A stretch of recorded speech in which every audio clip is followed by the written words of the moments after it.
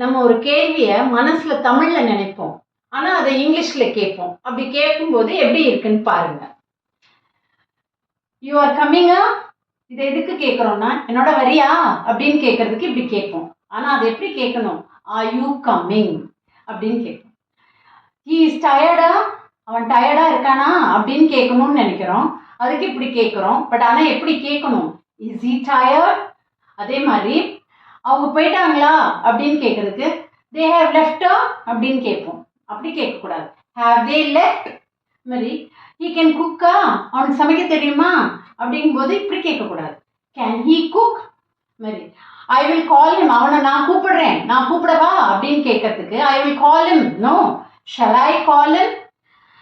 Train போயிடுச்சு, train போயிடுச்சா அப்படின்னு நம்ம கேட்கறதுக்கு the train has left அப்படின்னு நம்ம சொல்றோம். அது இல்லை, has a train left அப்படின்னு கேட்கணும்.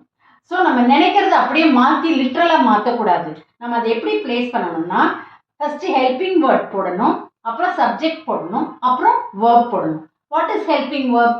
ஆம், is, are, have, can, will, has, இதெல்லாம் ஹெல்பிங் வேர்ப். சப்ஜெக்ட் எது? You, he, they, I, train, இது subject. Then again main verb, come, tired, left, cook, call, இது main verb. So if you put it in this order, அந்த question correct frame ஆயிடும். So இனிமே இந்த மாதிரி correct frame பண்ணி question கேட்கும்.